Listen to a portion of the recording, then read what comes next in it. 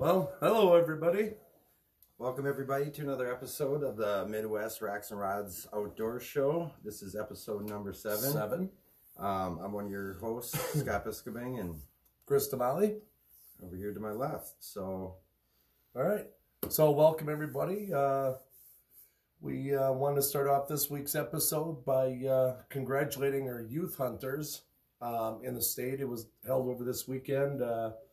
What was yesterday? October 5th, and today's the 6th here. yeah, that's the day that comes after the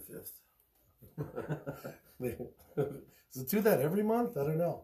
All right, so we want to thank those of you that posted on our page. First of all, my friend Jenny, her granddaughter Mackenzie, shot her first deer. It's a beautiful doe, so congratulations, Mackenzie. And Lennon Rawls got a doe. I think it was yesterday. He happens to actually be my nephew, so congratulations to Lennon on another nice doe. And then Conrad, age 12, he got a buck. We couldn't tell if it was a 6 or an 8 point, but it was posted. So yeah, it was a nice looking buck. Either way, a great deer. Yeah. Plus, Conrad also got a doe. So yeah, wow, I'm jealous. that's a heck of a weekend, that's for sure. Right. So, I think he got the buck yesterday, and I think he got the doe today, if I'm not mistaken, is what if I read that correctly. So great weekend there, Conrad, Lennon, Mackenzie. Congratulations. I tell you what, those smiles on their faces, I mean, that tells it all right there. Right. And we just want to remind everybody that, share all your outdoor pics. Whether you were with a kid, fell asleep in your arms, which happens when they're young, or the fidgeting, a squirrel that drove you nuts all day, whatever it is. All we ask is that the people really don't share. If you're going to post something, we don't want to see a bunch of hashtags, love to hunt, and then promoting different products, hashtag this, hashtag that. Right. Yeah, it's mostly the product hashtags in there. Yeah. Really, the page, I know we've said this before, but it's really a community page for people to share their outdoor experiences, hunting, fishing, whatever it may be.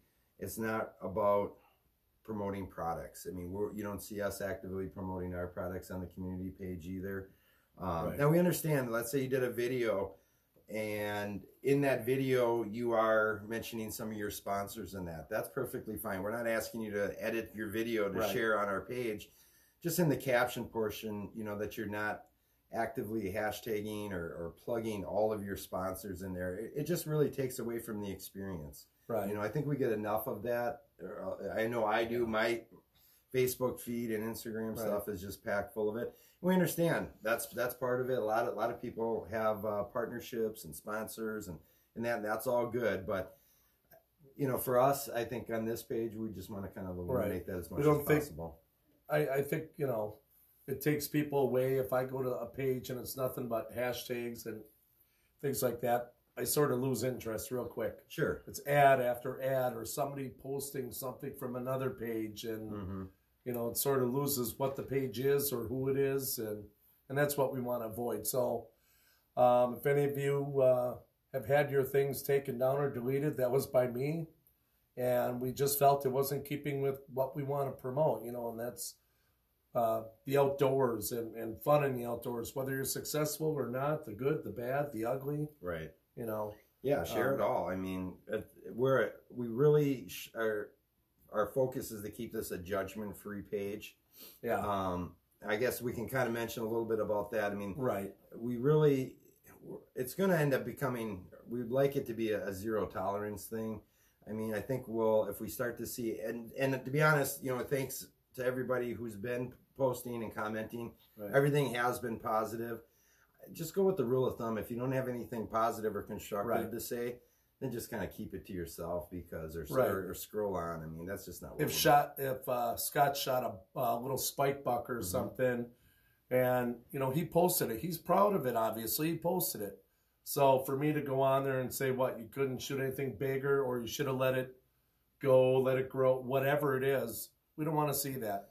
Yeah. The people, we want them to share, and we feel that if, someone starts, saying anything negative like that to shame them for any reason, we're going to delete it, and maybe not even a warning or something. But We don't want that on our page. Yeah, let's just try to avoid that altogether. I know a lot of times you even see people post their doe or buck, smaller buck, whatever it is, they will immediately go into in their own caption, make excuses right off the bat, and that's really just unnecessary.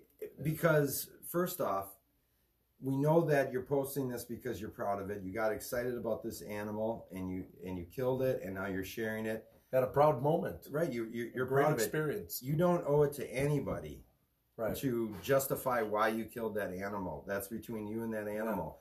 You know, I'll see a post where like, well, I know he's not the biggest buck, but I only have a couple weekends to hunt. My wife's expecting our first child, whatever. Those are all great excuses. Those are fine. But you don't have to post it, because you don't have to share those excuses. It's nobody else's business. Right. You know, why you took that animal. Be proud of it. Yeah, enjoy your time out in the outdoors and be proud, be happy, be glad that you got that time in the outdoors, you know?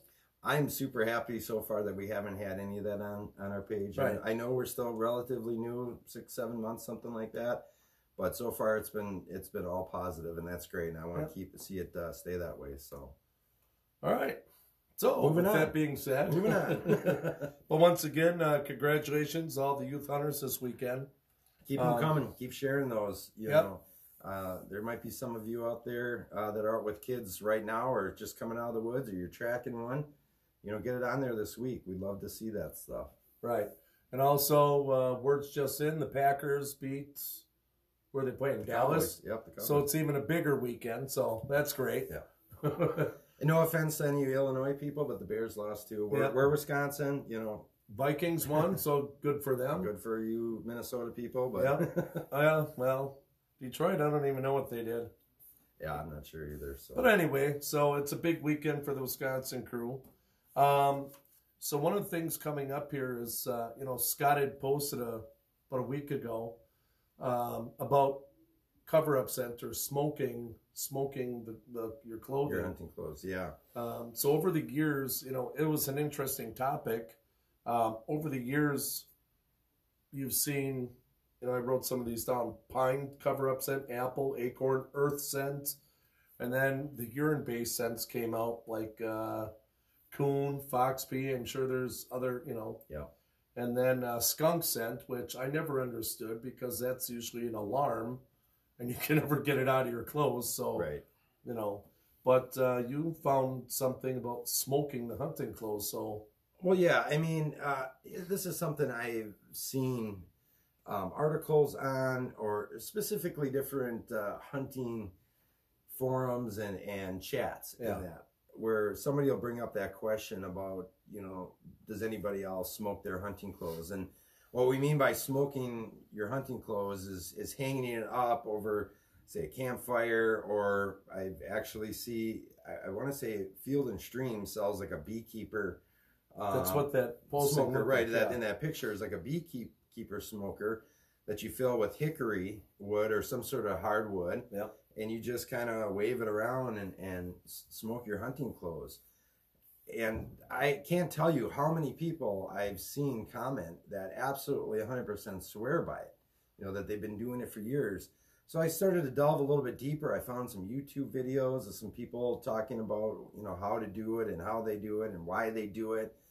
And I just found it really interesting, because it's kind of conversely different from what I think most of us do nowadays, and that is to be as scent-free as possible. The shampoos, the body washes, the deodorant, the ozone system, your scent lock gear, or whatever camo and that you're wearing.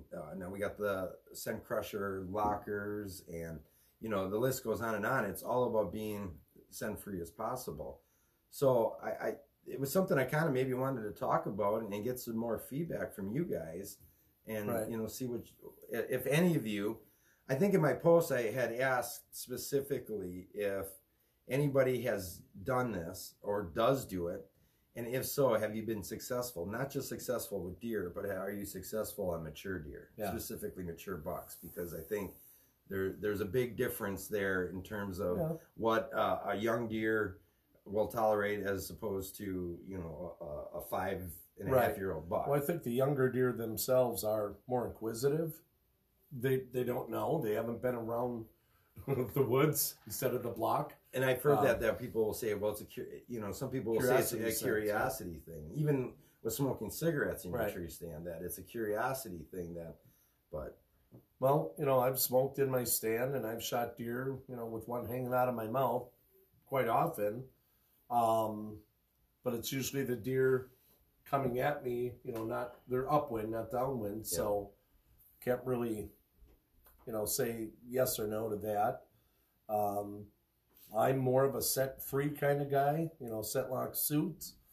I spray myself down my boots with like a scent spray, I wear knee-high rubber boots when I go out. I don't think no matter what you do, you're ever going to be entirely scent-free. No. You have your skin exposed, your face, whatever. There's only so much scent-free as you can get, Right. So now the smoking of your gear would, I think, be more of a cover, obviously. But yeah, and I think that's really what it comes down to, is that it's actually more of a cover scent. And in some of these forums, and I know it was even mentioned in the post that I had, that there is some science there, I guess, that smoke is carbon, and there's carbon in a lot of your scent-free clothing. So, but I also, now that's a different kind of carbon. That's, I believe, carbon monoxide, isn't it? Well, or dioxide, yeah, carbon in your clothing is not the same. Sure, but carbon though too is, isn't that what you're going to get with all the black in that, like the char in that, or with the char? But that's not what the deer are smelling. That's what, yeah. Right, I understand, but that there's got to be. I mean, and if that's the exact reason, or that there's supposed to be a science behind it, I don't know. No, it's so hard to, almost all the signs for deer hunting and scents and things like that. How do you trust it? A lot of it's done on deer farms or large deer enclosures. Mm-hmm. And this deer went to this scent wick, 4 times longer than this one. Okay, so maybe there's something to that. But those deer haven't lived out in the wild, and then you take deer that are pressured in a public setting. Is that any different? Are those deer more in tune with different scents and more afraid? I don't know. Yeah, I mean, I think it's also an environmental thing too, because if you are smoking your hunting clothes and you're hunting in an area where deer aren't used to smelling smoke, that could be alarming, or curiosity maybe for the younger ones. But I think if you are hunting, let's say you hunt private property, or let's say you hunt public property, and it's adjacent to maybe like a campground that has that's maybe to the west, and so you get a lot of west winds. That's usually the prevailing wind, and that those deer are constantly smelling campfires and that, rolling through this public land, outside of state parks. A lot of times there's public land that butts up to it. I know we have some around here, so where that's a thing where they smell all the time, and it doesn't faze them at all. It's something that they're used to. But would it be different if it's on me, saturated on me, as opposed to just something moving in the air? Is it going to smell different? Yeah. Is it going? Because we all know what it smells like after how your clothes smell after a night of sitting around the campfire. Which is a smell I love. Doesn't mean it's conducive for hunting, though. Right. Is that going to have have a different smell to it than actually right there in the moment of the actual smoke in the air? Right. Is there a different smell to that? And that I really don't know. We're talking about possibly trying that this weekend. Yeah, I don't know. We tossed it around. Yeah, I mean, we talked about it a little bit. I know Jason wouldn't do it. He's always he'll just be scent free. I mean, that's fine. And I have some older gear. I'd give it a shot. I mean, it would be. I guess it would be an interesting experiment. And what kind of results are we really going to get from one weekend or one day? Yeah, we're not even so. Just to fill some of you guys in, this coming weekend, what is it going to be? The 12th, 11th, and 12th, 11th, 12th, 13th. We're going to be going to Central Wisconsin by team member Elijah, and he's been looking. If you've seen some of the posts, he's been looking for places to put us on different property or public On public land, yeah. on public. So he's been busy doing that. He found some pretty nice bucks in a spot that apparently now he and Jason are going to hunt. Yeah. Convenient, you know. But So Steve here says, goes back to the smoking of the clothing. They will smell it in the air, but won't be able to distinguish between the two, house or person. how do you know? I mean, I guess I think I would probably tend to agree. I'm not disagreeing. I'm just, how do you know? Right, exactly. How do you know for sure? I mean, I guess that makes sense, but at the same time, we're also talking about white-tailed deer. And we all know that their sense of smell is second to none. Right. I mean, I would think that they might be able to distinguish the difference a little bit, you know. You would think. Because their olfactory system is just, they're a crazy. Fight or flight kind of animal. Mm-hmm. So, yeah, they're going to be highly in tune to the environment and the smells, the sounds, and everything else. Somebody else posted during the week, which I thought was interesting.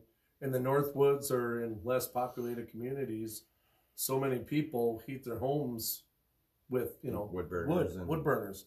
So, you know, the woods up there would be, and they have huge like burn pits and stuff, you know, the farmers and things. So the deer around there would be more in tune or more accustomed to it. There's a lot of burning that goes out on the leases I hunt, the larger property. You can smell wood burners going, especially as the weather gets cooler like it is right now. Right. You can be sitting out there and you can smell somebody burning in their yard or a campfire or their wood burner going. The property owner, he's on the very, very south side. Right. So if there's a south wind and he's constantly burning, there's that smell is coming through. And then on our smaller property, we have a guy who cuts wood right up by the road in that. And he takes out all the old trees and that, pulls them out, and makes firewood. I mean, he burns up all the branches in that. So he's got a big fire pit out there, and he's constantly burning too. So when you're hunting, you smell it? Yeah. Oh, yeah. So then a cover scent in that aspect, I think, you know, maybe it depends on the area. Yeah, I think it does. I think that kind of goes to the whole environmental thing. Like, is it a naturally occurring smell? Sure. In the area that you're hunting. Yeah. I guess I wouldn't use like lighter fluid infused Kingsford charcoal and go smoke it there, but right. You know. But well, that's an interesting cover. I don't know. Something I wouldn't mind. I don't know what we're getting into when we go up by Elijah. I've got some other hunting gear that I wouldn't mind giving it a test, but yeah, I don't think I would go and smoke up my scent lock gear, but I do have some cheaper stuff. Yeah, I'm willing some Under to give Armour it a stuff shot. Yeah, and things that I don't really wear that too often anymore, but kind of like the extra stuff. So, which I still got bins of. So do I. Yeah, yeah. All right. Well, anybody, Steve? Hey, Lindsay. Lindsay's my cousin. Nice to have you on here. Jim Myers joining us here. Jim. All right. So, well, we talked a little bit about.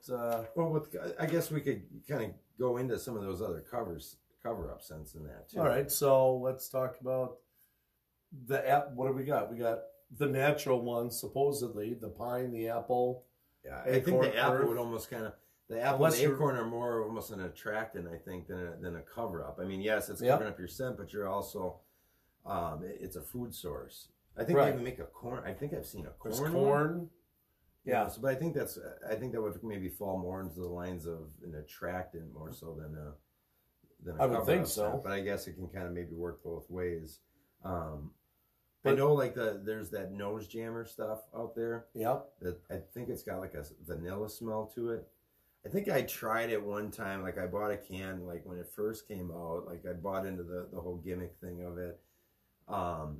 Where it comes in a spray can. You're supposed to spray it like from your stand. Is that the silly string kind of stuff? No, it's just an aerosol. That's an aerosol spray, and it's supposed to jam their nose up that they can't.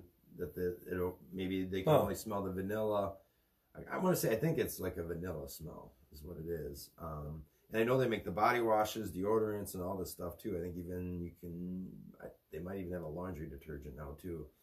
But and I know vanilla as an attractant and a cover up that's nothing new either. I mean, right. That's something that's been around for years. And then the which is more of an attractant, what's that black licorice stuff? Anise and the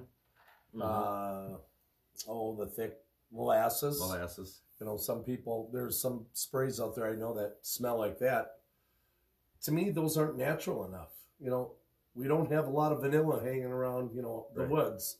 So that would be more of a curiosity scent. Yeah, I think maybe a curiosity. Food attractant. Yes, it's sweet smelling. Maybe it hits their olfactory a little differently. But once again, is that drawing in the young deer? Is it going to really make a difference? You know, a buck in the middle of the rut. You know, what does that do at different seasons? Is it right? Yeah, most definitely. That's really, I guess, what I wanted to get at is I really want to find out. I want some concrete proof. I want some pictures of guys that, like, look, I went out and smoked. I always smoke my hunting clothes. Right. And here's a picture of all these mature deer and that I've killed over the years doing this, you know. Well, and one of the things that Scott had said is we hear that some of the big time professional hunters are, you know, the ones always touting, you know, the whole list of sponsors, that they actually smoke their gear. Yeah, there's been some but it's rumors. Hush because they're sponsored by cover-up scent right, companies. like companies that are using scent-free camo, or they're using, you know, sprays, or, you know, some sort of ozone system. Right. You know, there's a bunch of those out there now. So yeah, I've heard some rumors. I haven't. There's never been any name drops or anything like that. I have heard, but you know that these guys are actually smoking their hunting clothes and going out, and so you know, if that's true, you know. Again, it all comes down to I really want to see some proof behind it. We know for sure that trying to be scent free as possible is definitely a good way to go. I think the best way to go. Yeah, I know it's impossible to get completely scent free. That's why I shave my head, actually. You know, so you get the hair. I was going to say that too. No, just kidding. Yeah, it's not because my hair fell out. No, it's all for deer hunting. Not at all. No, it's. If that was the case, then I would shave my beard and. But, you know, there are people that, if you think it's silly or not, they'll shave their armpits. They'll, anything that holds body odor. Yeah. Hair really is going to grab a lot of odor in that for sure. And then what do hunters do typically during hunting season is they grow their beards out, you know, keep your face a little bit November, no shave, and it's, well. But, and also, if you think about it too, you go back to the Native American tribes. They used to sit around and smoke, right? Right. They used to smoke. It was like a blessing, or well, they used it to help as a cover-up scent. Well, as right. Well. But I mean, they would get in these little smoke lodges and that, and sweat lodges. They would. I know that was a big thing too. Is I have heard things that they wouldn't eat meat for X amount of days before because your sweat glands are going to have a different kind of. Garlic is a big one that pours out. Right. Like, yeah, or even like, you know, they say like going out in your tree stand and reaching your pack and grabbing a garlic summer sausage sandwich. It probably isn't a good idea. It probably isn't the best snack or lunch to have out in your tree stand. Now you tell me. Even though it's so good. But, yeah, so that they'd go and they'd do these smoke lodges. They do the sweat lodge thing, you know, where they kind of cleanse their pores and that to cut down. So they were well aware of this, you know, long before any of us, the white man came over here and started this hunting industry. I think there's a lot to learn from what they did too. So there could be something there as well. I think we got a couple comments here. I think Steve was referring to the nose jammer. The nose jammer. He said it's a combination of a bunch of natural odors. That could be vanilla, maybe being the biggest one. The one you smell? Yeah, the one that we smell.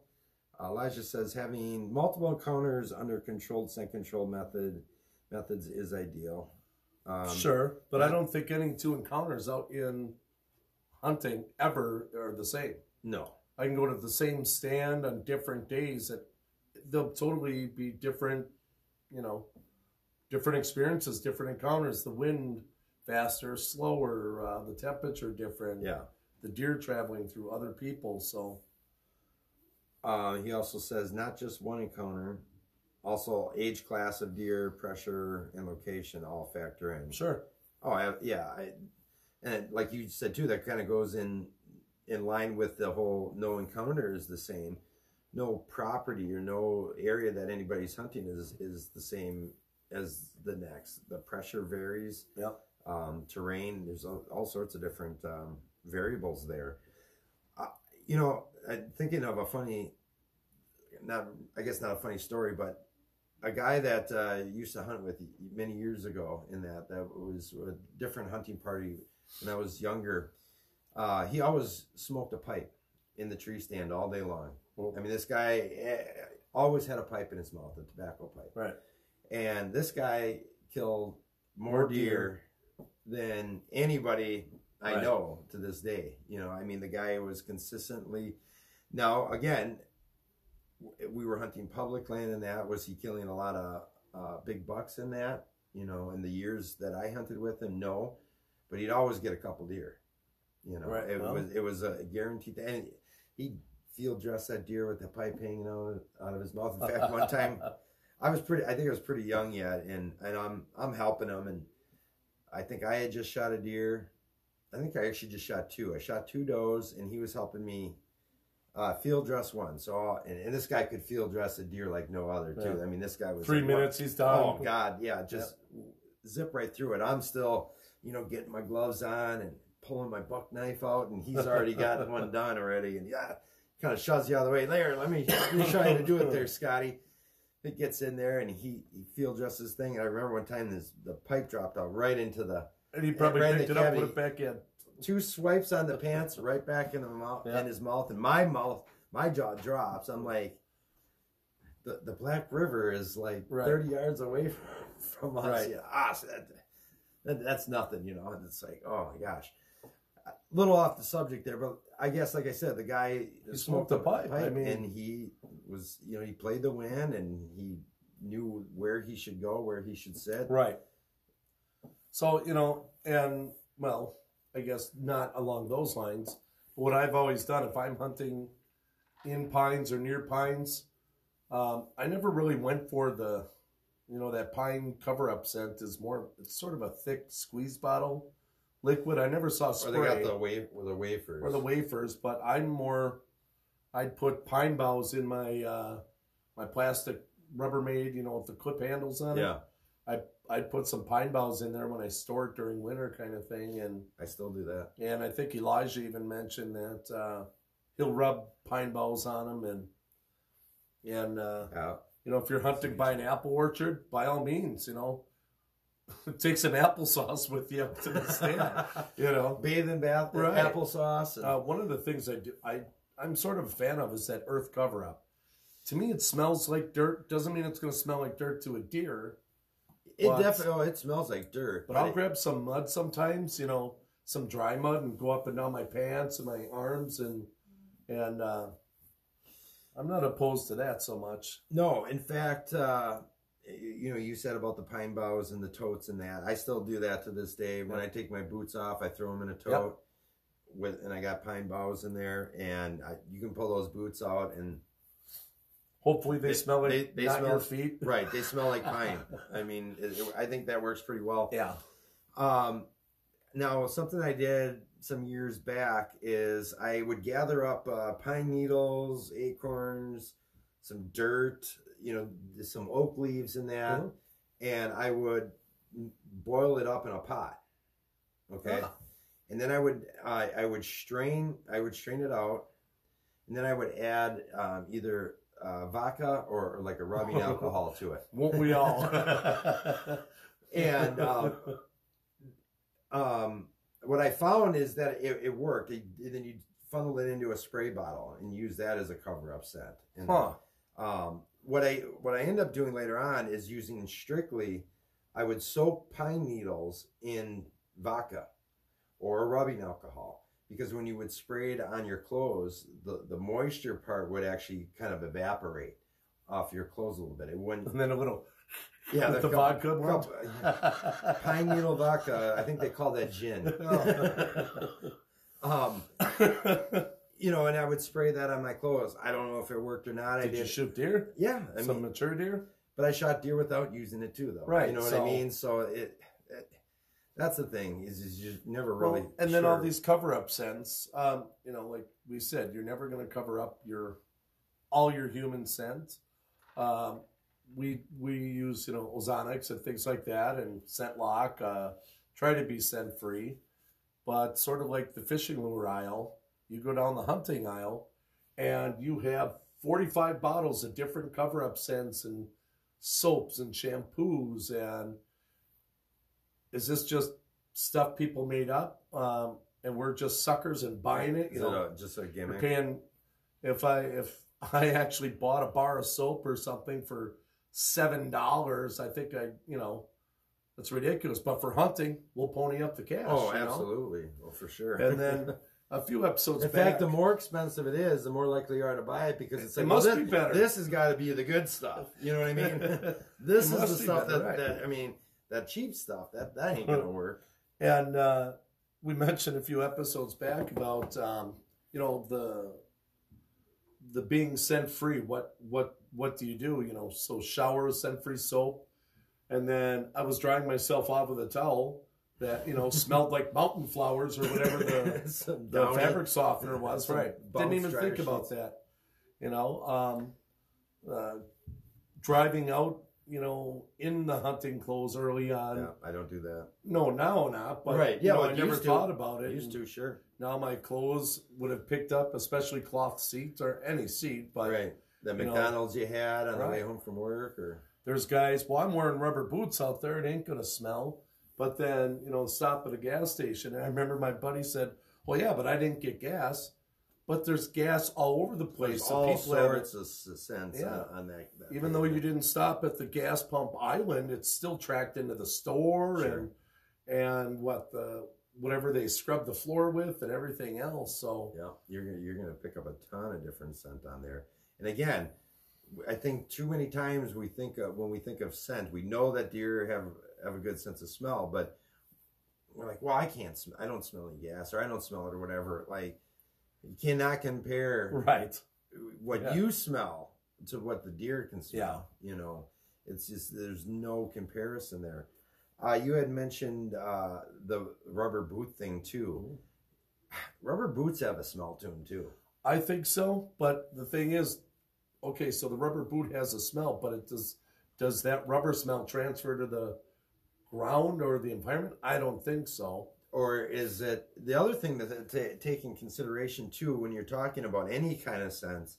Is it a scent that the deer are going to recognize as something foreign, but it won't necessarily alarm them? I think that's the biggest key. You know, like human scent for sure. We all know that is the biggest scent out there that will alarm deer. But will these other scents necessarily alarm them? Right. They may not. Right. Now, in some areas, like where I was hunting, what was it, last weekend? I could hear cars, big dump trucks. I'm assuming dump trucks, you know, just sound like a heavy diesel kind of thing going by. So I'm guessing any smell that I had probably was covered up by the exhaust fumes and things like that. I mean, they were within a couple 100 yards. Yeah. And then, you know, 3 o'clock in the afternoon or whatever day it was, but there's a lot of traffic. The noise I made didn't matter. The smell, if I wanted to light up a cigarette in a tree, could have. I could probably smoke a big old 4-cent cigar and it wouldn't have mattered. I could smell some of that exhaust. Sure. And my nose, you can hear me. I talk nasally. It's always stuffed up. So, you know, what really, I guess a lot of it has to do with where you are hunting, where those deer are. And it's kind of like how some people say ATVs don't, you know, driving through the land and checking your trail cameras, using an ATV versus walking or versus taking a bike or something like that, a mountain bike or an electric bike or something like that. You know, it's all about what those deer are accustomed to, and what trips an alarm for them. We got a couple comments here. Let me just scroll back up just a smidge. We missed a couple here. We got Kevin. Hey, Kevin. Welcome. And Elijah says, a little late to the party, but yes, so many variables to be certain what made the difference. Yep. I've always rubbed materials from where I'm hunting on my clothes, hands, hair, etc. But I've heard that creates bacteria, and that's what the deer pick up on, ? Well, same with sticking a branch in your clothes bag. So are you saying that sticking a branch in your clothes bag will create a bacteria in there? I think that's maybe what he's alluding to. Yeah, I don't know. I mean, does it create a bacteria out in the woods? I don't know. Yeah. Steve says, check out Greg Miller's aggressive whitetail techniques. He explains the smoke theory. So, and now for those of you not familiar with Greg Miller, he and his brother were pretty big hunters, wrote a lot of books on a lot of, I think, deer hunting in the 80s. And yeah, Greg was a pioneer, really. Oh, for sure. He was a writer from Sparta, Wisconsin, and he wrote for several different magazines. I think he contributed to, I believe, Deer and Deer Hunting, maybe even North American White. I think he was on actually North American Whitetail. I think he was one of the hosts on the show for a while with like Stan. I remember him being on like maybe a porch and they were talking in rocking chairs. Does that sound right? I don't know, but that sounds like something that we should do. I think so too. To get a smoking pipes. Yeah, smoking pipes and smoking our hunting clothes. But Greg Miller, if you find any of his books or his articles, the man is very knowledgeable about deer. A lot of it he found out on his own. He didn't have a deer farm or an enclosure. It was boots on the ground, and he's still hunting. You know, he's still out there doing a lot of different things in the industry. Definitely somebody I've always really respected. And that he just always came across as like a really super nice guy too. Yeah. You know, and in his articles, he doesn't just tell you what he did, but he tells you how he did it and why. You know, explained it so you understand.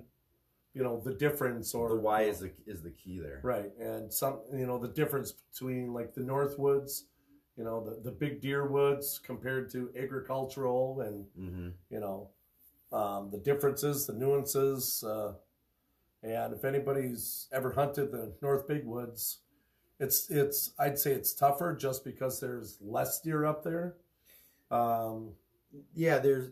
I don't know what percentage there's less deer, but it's definitely, you're talking big woods. So it's not like you're getting set up near, an egg field or something like that. So it's tough for sure up there. Well, and deer, not to say deer in the Northwoods and the big woods are not accustomed to people, but deer on, say, agricultural areas, they have the farmers going by. They have the smells. They're not as spooked.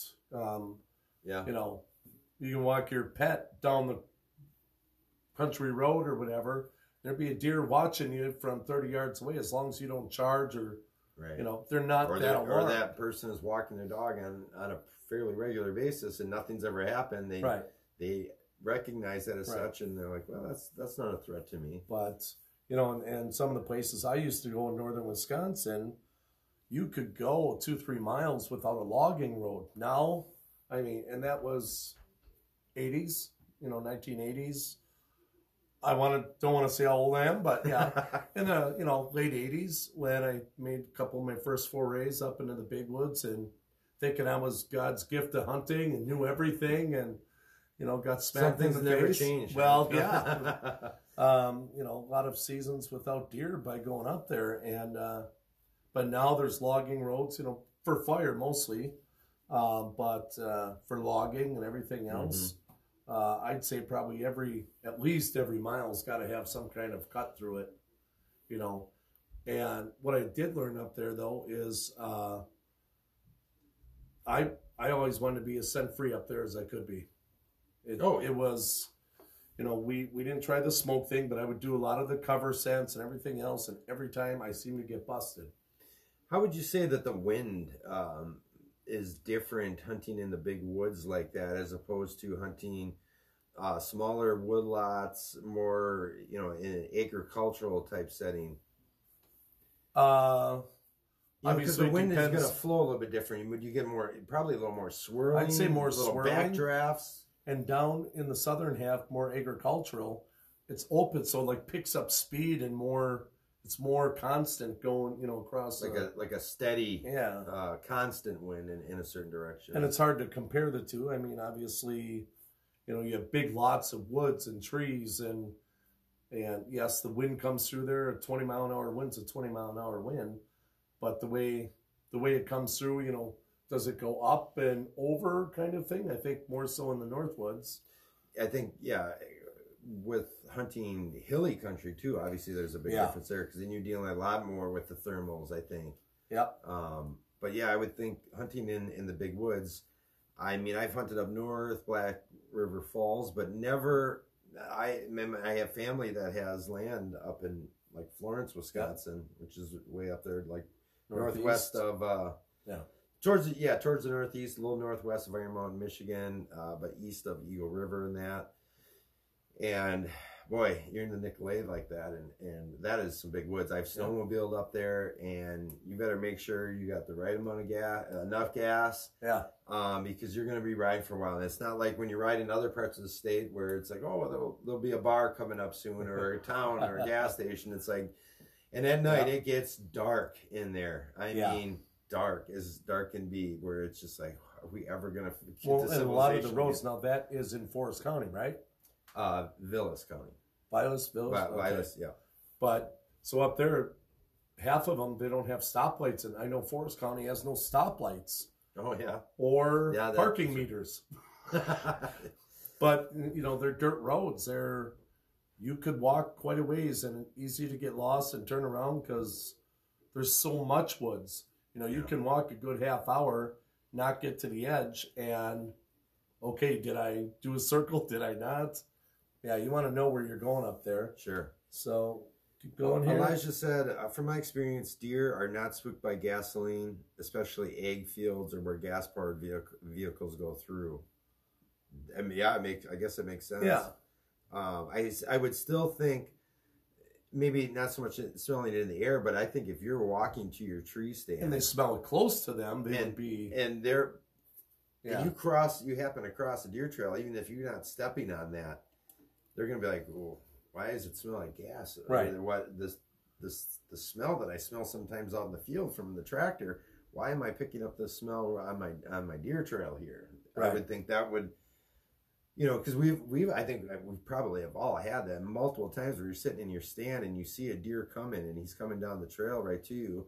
And you're like, oh, shoot, he's going to cross where he's coming up on where I walk. And some deer will just keep walking, no big deal, like nothing. And then all of a sudden, and a lot of times it's that buck, stops dead in his tracks. Right where you cross. And he's circling, his nose goes up in the air, and he gets real nervous. Yep. Sometimes they'll keep coming, and other times they turn around and they're going to try to come around downwind and try to figure out what is going on right here. Right, and I've actually had that happen. It wasn't the biggest buck, but it was still a buck. I want to say a 6 or an 8 point, much younger, where he did cross, and he winded it. He nose to the ground. It was during rut. He was mostly following a doe that had passed maybe 5 minutes before, kind of thing, and where I had crossed coming in, walked right across, and he stopped in his tracks, like there was glue there or magnets or something. And that's from that point on, it sort of stuck in my head. I remember sitting in my tree stand that day. Well, how the heck can you get in the woods? Half the time you're crossing a deer trail somewhere, you know? And that's when I started paralleling all the trails I could, not walking. And that's something to keep in mind. Don't walk down the deer trails, even though they're easier ways to get in. Right. That's why you prep and scout ahead of time. Maybe snip a walking trail 5 yards or a whole different, 20 yards away, whatever, to try not to cross that path. Right. And it's hard sometimes, especially in your thick area, and that deer trail is the only, you're like, I don't know any other way. You got to find. Or make a way. Right. You either got to make a way or find a way, because that trail could end up going dormant for a while then, because they're just, because when you're in that tightest spot too, not only are you're on that trail, but you're brushing your clothes, your backpack, all that stuff is. If it's in the warmer time of the year and you got short sleeves, your sleeves are rolled up. And that's how I go in, even in winter. You even said, and I know a lot of guys, I don't put much on when I'm heading out. I'll pack it in. Yeah. But then I got skin or just my, undershirt. Everything's hitting the leaves and the foliage all around me on the way in. I know, even too, like when you're just walking out there, it's kind of like a kid and you want to like touch things or, You don't think about things up. You don't think about it. You're walking through and you're running your hand across the just the tops of the tall grass. Boy, you are leaving a ton of scent there. Walking down a deer trail, you're moving the branch out of your way. You don't want to snip it. That branch that's right at that deer's nose level. Yeah. I know Jason, team member Jason, wears rubber gloves for everything. I tried to. I don't know if he wears them on the way in, but it probably wouldn't be a bad idea, Having a scent-free glove, I suppose obviously would help. But yeah, for sure, trail cameras, anything you're doing out there, even hanging stands. I think if you get yourself a lot of times you get those cheap ones and they're tearing and your fingertips are sticking through them and that anyways, and it's like, well, getting all sweaty in there and there's another thing about being scent-free. We talk about our clothing all the time and the scents and the soaps and the cover-ups. When you're putting up your trail cams and your tree stands, trail cams, the belt that you put on, that's got a scent to it. I stopped using a lot of. I don't even know if we have any up right now that have any of those belts. We just went all into the screw-in kind and that because that thing is a magnet for scent. Right, and tree stands, the hang-ons. It's that web that 2-inch whatever web belt. The strap, right. Yeah. I think you got to spray all that stuff down every time. You got to spray it down or, wash it ahead of time. I think another thing that guys forget to get scent free is their backpacks, for one. And the safety harness, your harness, right? Your harness, especially if you have I got a muddy, so mine's more strappy and then not the vest, like a hunter safety system. Yeah. Another thing is, I don't know, do you do this? Do you take the scent-free field wipes and do you wipe down your bow or any of your equipment? No. That's another thing that's going to. I'll spray it. You'll spray it? Okay. Yeah. For sure. With the earth scent, cover spray. So you'll do a cover scent. Sure. Okay. I spray myself, my boots and my, but the backpack, like you said. What's up? Actually here, Elijah just said, or I think he asked Steve, do you use any scent eliminating sprays? And he also said up here, rubber does have a smell, but it doesn't absorb scent. Well, I could, obviously, and then a lot of those boots too they have the neoprene, where the tops are more neoprene. Yes. Those really have a strong smell. And mine do. Yeah. But they're comfortable. They're way more comfortable than just. Well, they have the neoprene to help stretch it open and get your foot in, slide down and they're nice. And collect burrs. I noticed that. Yeah, those little balls, not the big ones, but those little whatever they are, all over me. Did you just say you got into a bad patch of that the other week? That's where the deer were coming through, so I didn't care. But that's what I did in my stand for about 4 or 5 hours is pick those little burrs off me while I'm looking around. Right, it's something to do in the stand. Yeah, because I didn't have anything better to do. Elijah also says, I remember a Greg Miller aggressive deer hunting book, but I think that's from the 80s. Yep, I think that's, I have something, like hunting big woods or, something aggressive. I think you're right on that. 80s or 90s. But yeah, because I know I've read a couple of his things, and that does sound familiar. But I want to say it's more maybe early 90s or maybe 90s. Yeah, because I think he was talking about the 80s. But either way, all right.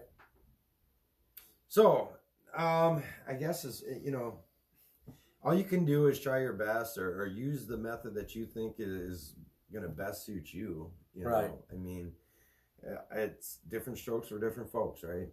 Pretty much.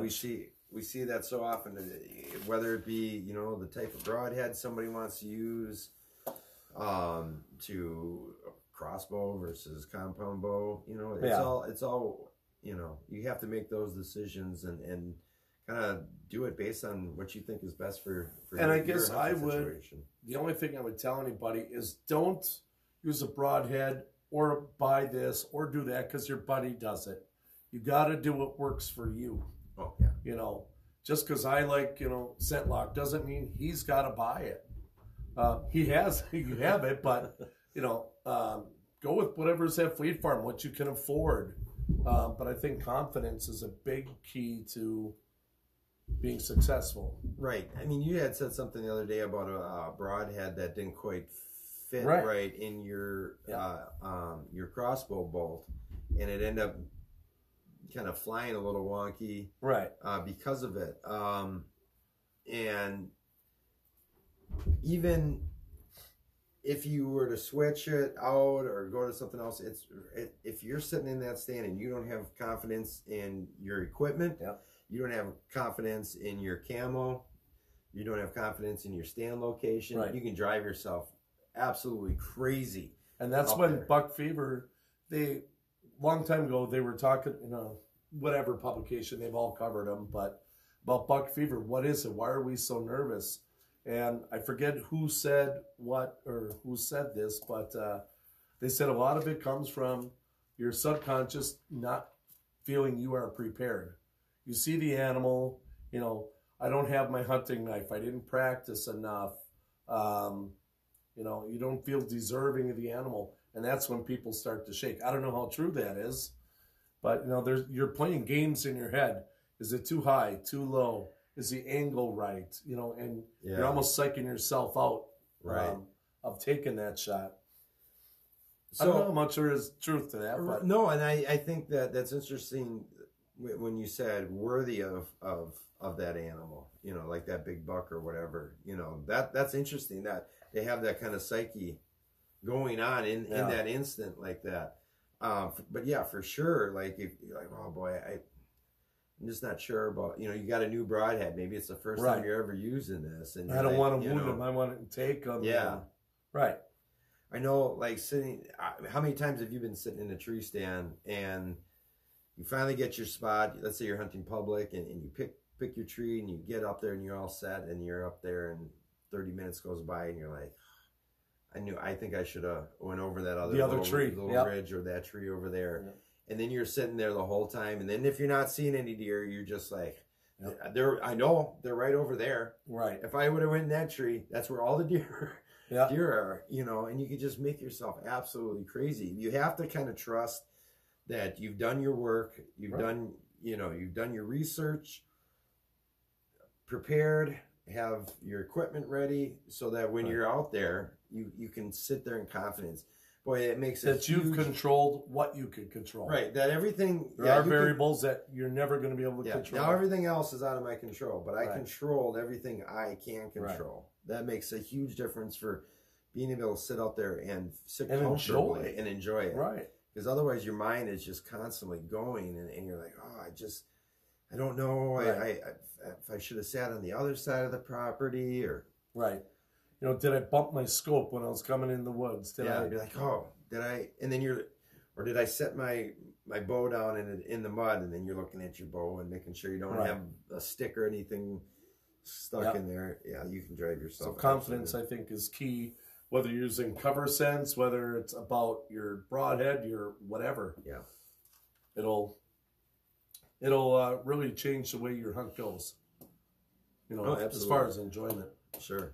All right, so I guess coming up, I know I sort of mentioned it, we're going to be going to Elijah's area next weekend. Mm-hmm. So we will try to do some Facebook Live, folks. We have no idea what kind of reception we're going to get out there. Right. We all have, I think, different service providers, and you never know how cell towers are going to bounce or weather. I'm not even sure what matters anymore. Yeah. But we're going to try to do some live for you. Hopefully... one of us, whether we're successful at harvesting or not, I'm looking forward to just having, you know, a good get together with the guys, 4 of us, and it'll be a nice weekend for all of us to get together. That's for sure. Supposed to rain Friday, Thursday, and Friday. Yeah, and then the weather on the weekend. I think a high of like mid-40s. Yeah. It's really going to get cool. Now last episode we talked about weather patterns. So a cold front coming through. Elijah's been doing a lot of boots on the ground and drive around scouting and stuff like that. If you've seen some of the posts, wait till this is done and then look down. He's got a few nice bucks, Well, and if anybody knows where Elijah hunts, he hasn't seen anything. Nothing. Yeah. But, it sounds exciting. But once again, all around the state, we've only had 2 real rainstorms this year. One lasted for 38 days and the other one for 56. So, two big rainstorms. But so, the different areas are flooded. Well, this cool weather lately that we've been having, boy, bucks, there's some nice bucks hitting the ground. Yeah.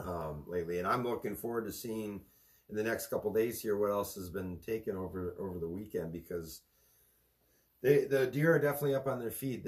I mean, we went from it literally was a drop off of from high 70s, 80s, low 80s down to the 50s. Right. I mean, that's almost sometimes too big of a jump. That'll almost kind of shut them down for a little bit until they start getting used to that instant change like that. So, but I mean, I hope this cool weather keeps up. I can't imagine us getting any more of those upper 70, 80 degree I days, bet you October always has that Indian summer, and but you never know. Fingers crossed that we're out of that stuff. And yeah, I'm not a fan.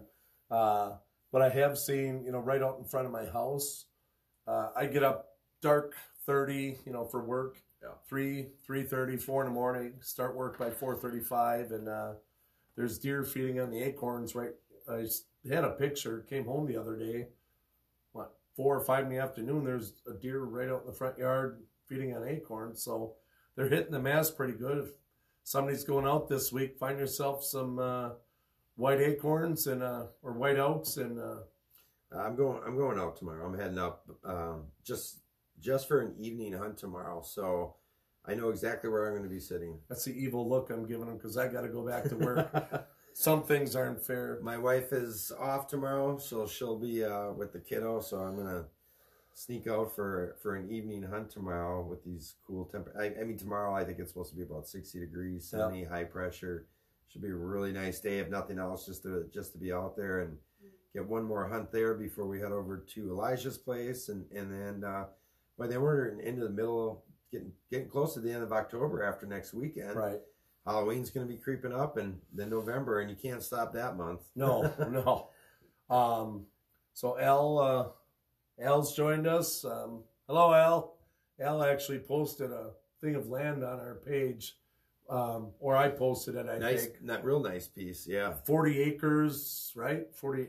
I don't know, but if you folks want some land, see Al, because this property's not going to last.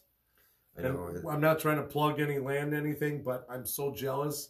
Yeah. Wish I had some nickels right now to do, but it's deer season. My wife's cousin, where I hunt in around the Montello area or in Marquette County.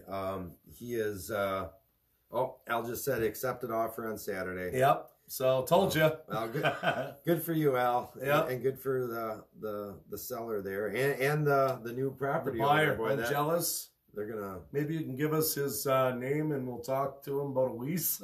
Yeah, I'm pretty sure he probably purchased it to hunt as well. So, but you were saying? Yeah, her cousin is looking at purchasing some land up in that area in Marquette County as well, and kind of got the wheels turning a little bit. Dealing with leases and that. I mean, it's nice having the private property, but there's things that you have to deal with when you have a lease as well. It's not all sunshine and rainbows either. No, I mean, I've had some bad experiences, and they were good while they lasted, but then things went south in a hurry, and maybe that's something we can talk about the next episode. Leases, the do's and don'ts. I think maybe we might even have to bring Al on. Bring on Al for an episode. Al, if you're interested, we'll have to bring you on, and you can talk to us a little bit about properties and what to look for. And I know we went out and did a walkthrough with you back in March. I think that was with some potential buyers on one of your properties, kind of helping show them how maybe they could best utilize that property for. That was a nice property, a lot of deer sign. It was. I liked how close to home it was too. Yeah. But so for those of you that go look up Al. His name's on here. Al, maybe put your link up or whatever if you don't mind. And then Al's pretty big in like the QDMA kind of properties. He understands deer hunting and what we're looking for, and he's got a good idea of how maybe the land can be utilized. So definitely got to talk to if you're in the market to buy some land in there, different sizes, So Al said he's in. So not sure when we'll have Al on, but sometime soon. Yeah, we'll get you on one of these episodes. So. But I think that should pretty much wrap it up here for this week, guys. Thanks again for tuning in to another episode and putting up with our jibber jabber here. And what?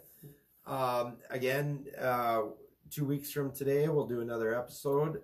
Should be another live, and we encourage you guys to continue to share your outdoor experiences with us on our community group page, and just enjoy the season. It goes by really fast. It does. It absolutely flies. And I wanted to mention a few things. A couple of guys have been asking me, why aren't we talking about fishing or ice fishing? And it's not that we won't. Elijah's been posting some fishing things. Ice fishing's coming up soon enough. Right now, we're sort of in the heat of deer hunting. Yeah. And we want to keep it more timely. We'll get into ice fishing when it happens. Sure. Hopefully, maybe even do a live event on the ice. Who knows? Yeah. But we want to keep it more as seasonal or timely as we can. And to be honest, my boat's been in the garage all summer, so Elijah's the only guy that's been posting. But we'll definitely be on the water, hard water in the winter and soft in spring and summer. And you waterfowl hunters too, feel free to share your stuff up as well. We're not a huge waterfowl group, but we would love for you to share those outdoor experiences and those hunts with us. Pheasant hunters, whatever you got. Yeah, that I will be doing. Yeah. So, I never really had the opportunity to waterfowl hunt. So. Yeah, it really wasn't something I was ever super like introduced to. Right. So, but you guys please share it up. Yeah, and keep sharing your kids' photos too. Because, it was the youth hunt, but during the regular season, take your kids then too. Yeah. But share the photos and the good, the bad, The ugly. You don't have to be successful. Like I said, success is measured differently for everybody. Yeah. If you got him or her out, that's a success. Yeah. Got them away from their Nintendo or whatever it is now. Is it Nintendo? I thought you were going to say Atari. It could be 2600. All right, guys. All right, until next time, thanks again for joining us. Be safe out there this season, and we'll see you next time. Always outdoors. Enjoy.